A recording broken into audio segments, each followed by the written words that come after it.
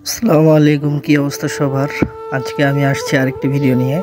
এখন বাজে বিকেল 5টা আর আমরা যাচ্ছি একটা বিশেষ উদ্দেশ্যে আমাদের ভুট্টা খেতে। ভিডিওটা শেষ অবধি দেখলে বুঝতে পারবেন। আশা করছি বিশেষ করে যারা শহরে আছে তাদের জন্য একটা নতুন অভিজ্ঞতা হবে, আর যারা গ্রামে আছে তারা তো সব কিছু জানেনি।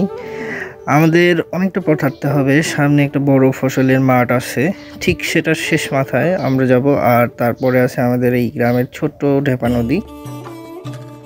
আমার সাথে এই পিচ্চিটা খুশিতে লাফালাফি করছে।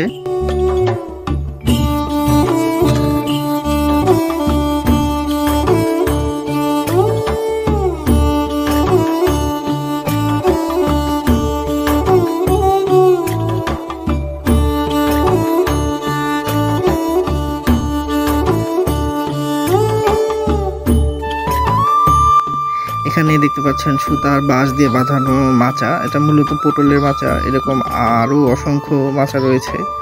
আমার সামনে দেখতে পাচ্ছেন অনেক অনেক বেশি ভুট্টা ক্ষেত, যত দূর চোখ যায় ভুট্টা আর ভুট্টা।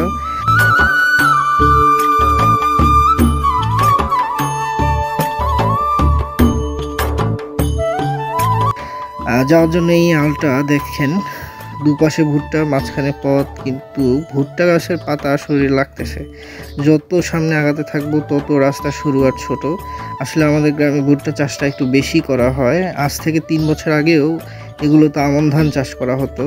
যাই হোক, আমরা এগিয়ে চলি।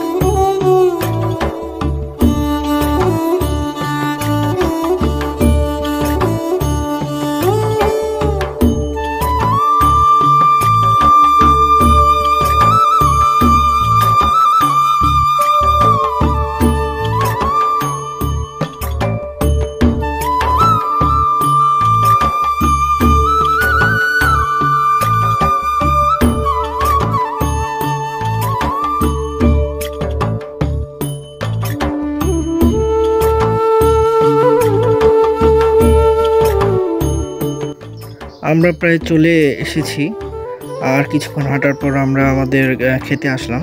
এটাই আমাদের ভুট্টা ক্ষেত। এখান থেকে আমাদের নদীটা খুব বেশি দূরে নয়।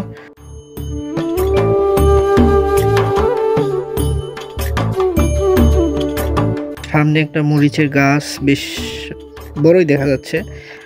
আসলে আমাদের এখানে আসার উদ্দেশ্য হলো মরিচ সংগ্রহ করা।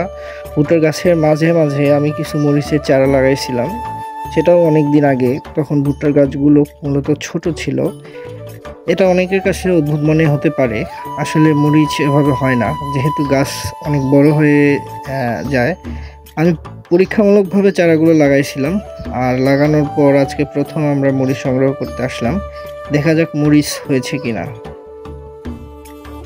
আসলে ভুট্টা লাগাইছিলাম একটু ভিন্নভাবে। দেখতে পাচ্ছেন দুইটা সারি একসাথে, মাঝখানে অনেকটা গ্যাপ।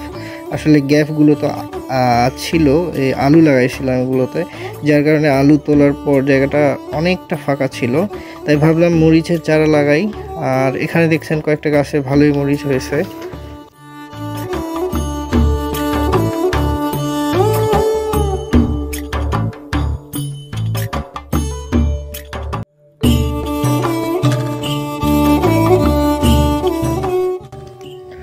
ভুট্টা এবছর খুব একটা ভালো হয়নি, পোকার আক্রমণ ছিল বেশি, আর অত্যাধিক খরা। এবছর খুব একটা মোটাও হয়নি, আর বেশি দিন লাগবে না।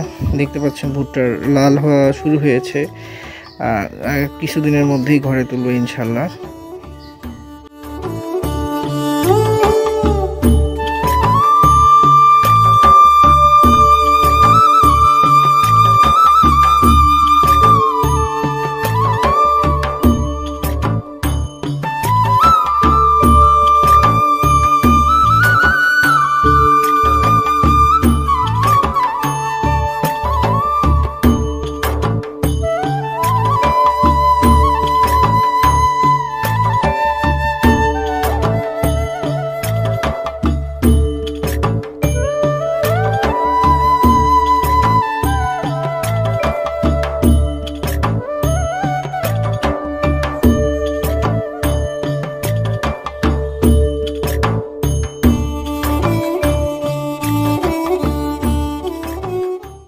আমরা দেখতে দেখতে প্রায় সব মরিচই, যতগুলো মরিচ ছিল সব তুলে ফেললাম।